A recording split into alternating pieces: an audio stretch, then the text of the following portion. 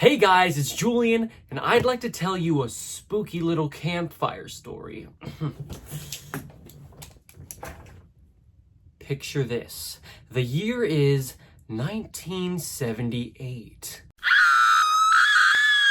Let's say you were born and raised in the South American country of Guyana, and you've been a soldier in the Guyana Defense Force for all of your adult life. And on a hot November day, you and your fellow soldiers are sent on a rescue mission to a remote village. You are expecting up to 100 armed men to retaliate against your platoon, but when you arrive, you're met with no resistance.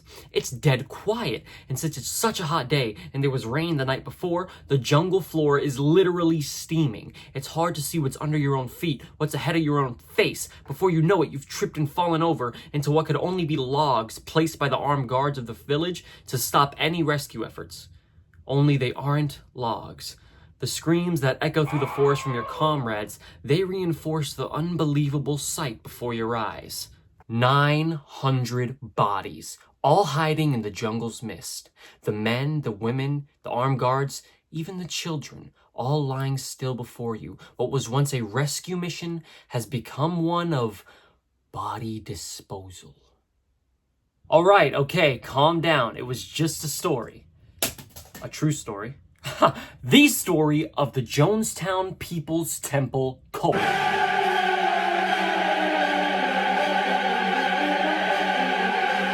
According to the National Institute of Justice, a cult is, and I quote, an association whose members collectively identify themselves by adopting a group identity, frequently by employing one or more of the following: a common name, slogan, identifying hand sign, symbol, tattoo, or other physical marking, or a style or color of clothing.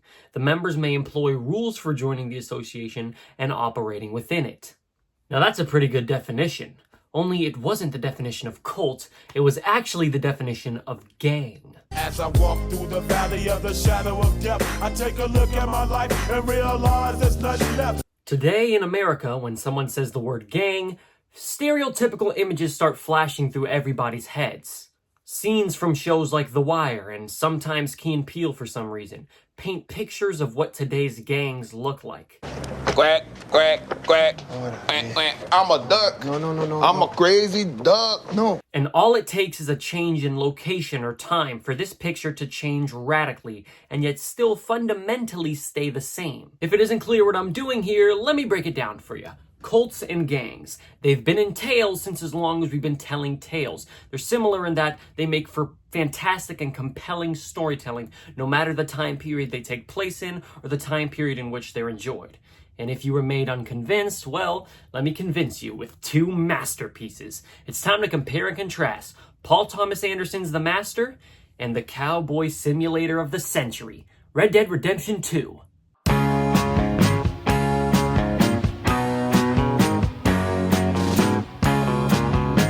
Now, for our uninitiated audience members, allow me to introduce our two stories. The Master follows Freddie Quell, a World War II Navy veteran who struggles to reintegrate into society when he stumbles along a pseudoscientific organization vaguely named The Cause, led by Lancaster Dodd, an intelligent, charismatic leader. Red Dead Redemption follows Arthur Morgan, a cowboy of the West who has been driven east along with his merry crew of gangsters led by Dutch Vanderland as they try to survive the turn of the century. As fun as it is to enjoy a period piece and get sucked away into another time, these settings aren't just for show, alright? They're not just a quick getaway. And in order to explain that, I'm gonna need to give you a quick history lesson.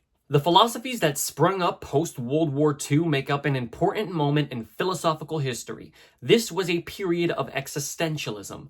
Once the stories of the death camps and atomic bombs were heard by civilian ears, philosophers began to shift their thought away from spirituality and faith-based philosophy and more towards the meaninglessness of life and empiricism. So basically, the war was so bad that philosophers were ditching religion in droves. Sounds like the perfect time to make your own philosophical religion, doesn't it? Lancaster Dodd has chosen the worst time in American history to make a cult, but he offsets the public skepticism by doing something very smart. He litters his teachings with pseudoscience.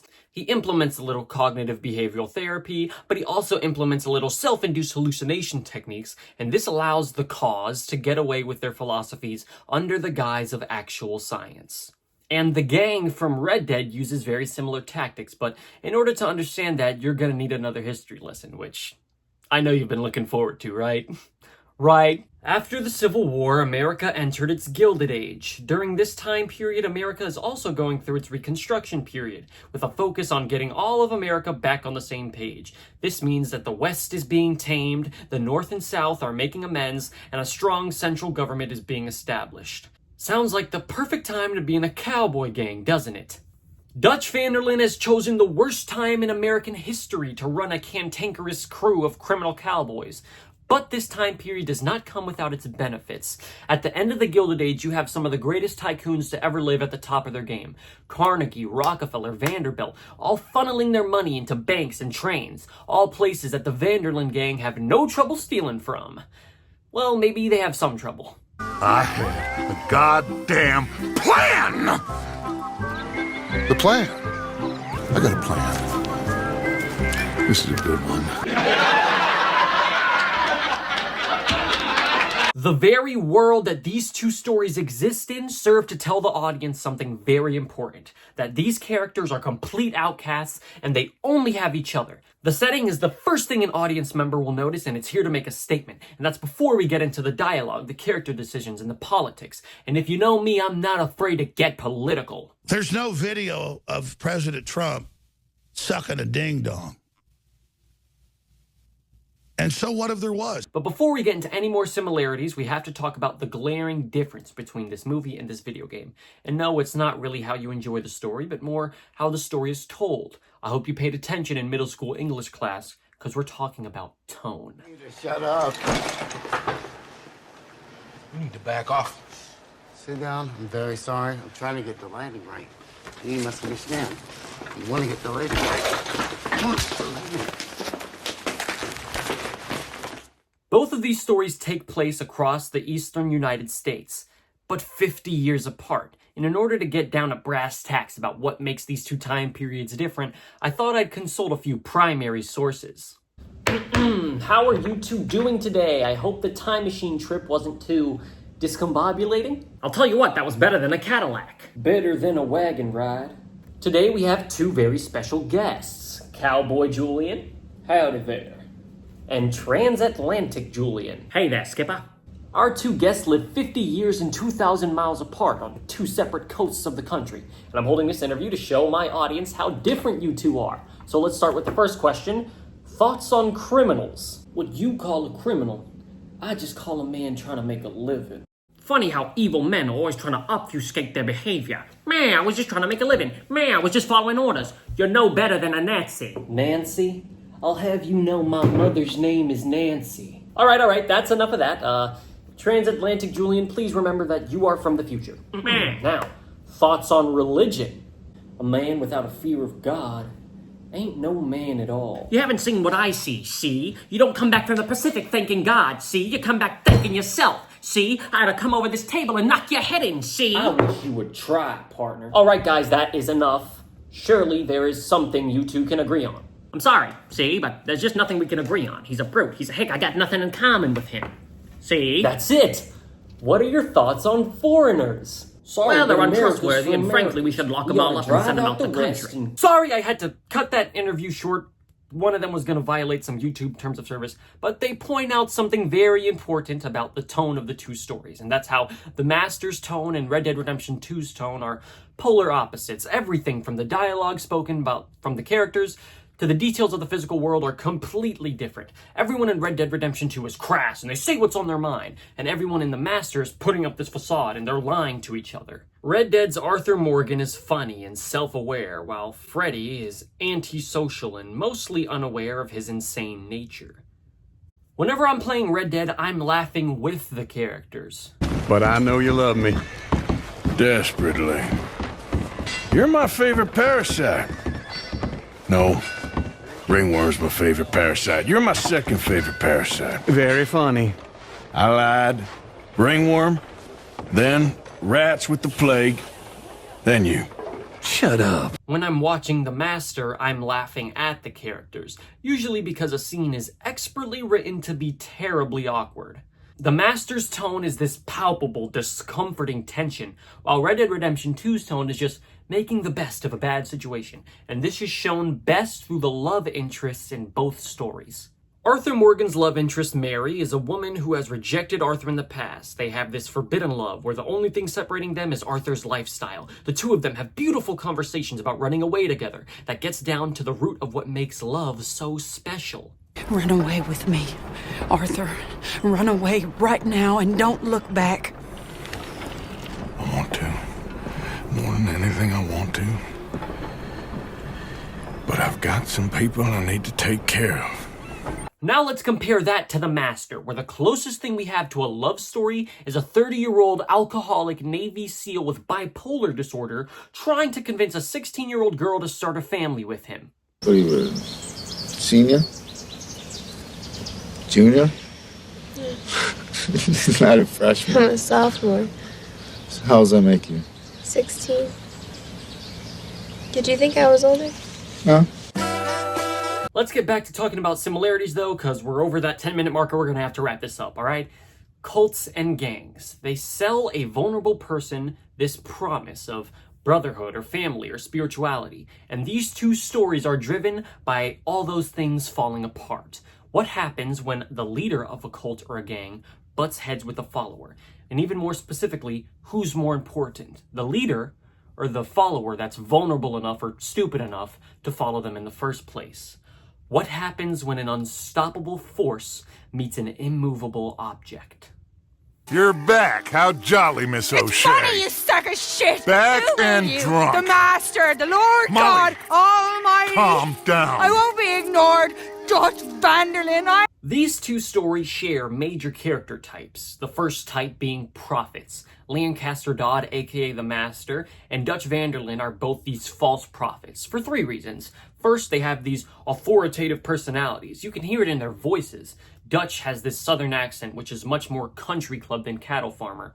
And Lancaster Dodd has this posh transatlantic accent. I'm getting pretty hot and bothered, see? We need answers, see? I need to know who the jewel thief is, see? And I think you know, see? Secondly, they carry themselves with this infectious confidence. Dutch is a heck of a motivative speaker, and whenever Lancaster Dodd isn't doing his flashy speeches, well, then he's Roving, since roving's been my rule, I cannot go no more a-roving with you, fair maid. Thirdly, these two people actually do help people. Only in the beginning, though. But in the beginning, you know, they take in the weak and make them a part of their family. If you're a girl without means in this world, life is very scary. You boys care for me before no one cared for me. Unfortunately, this is what makes them false prophets, because once they've cemented you into their family, well, then they're just gonna take advantage of you. You enjoy being a rich man's toy, dear. I enjoy society, flaws and all. You people venerate savagery, and you will die. Savagely. All of you. Oh, we're all gonna die, Agent. Some of us sooner than others. Good day, Mr. Morgan.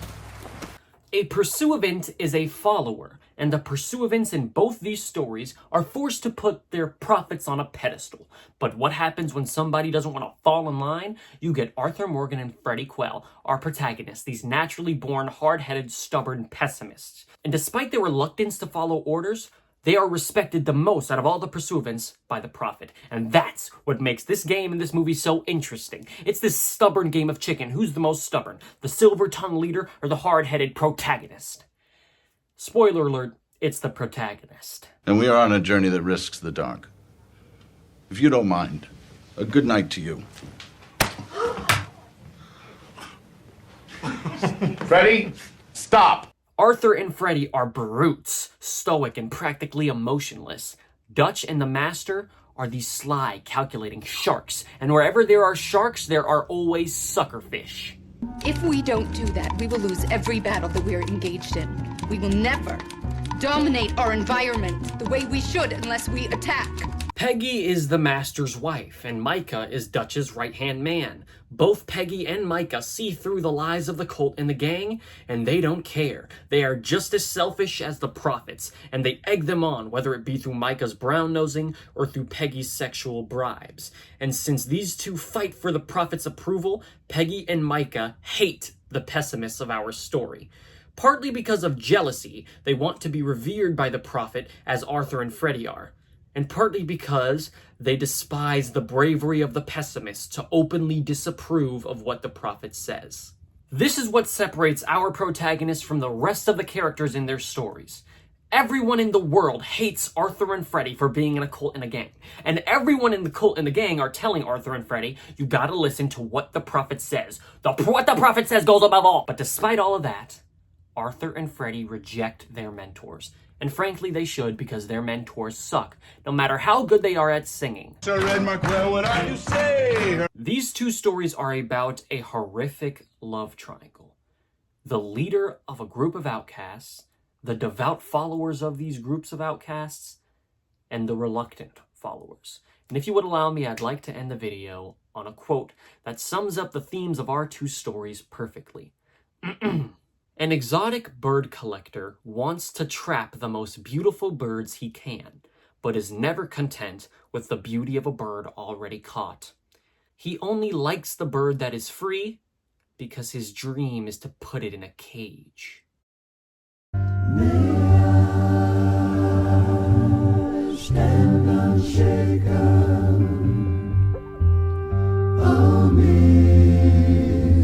amidst the crash of world. Just me, Freddy. Just you. I'm the only one that likes you.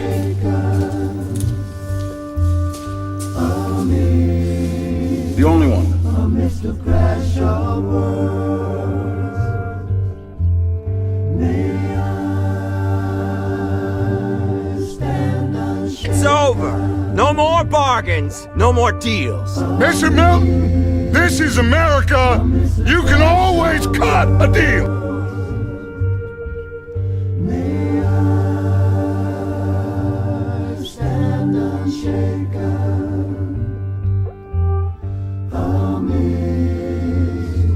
amidst the crash of worlds.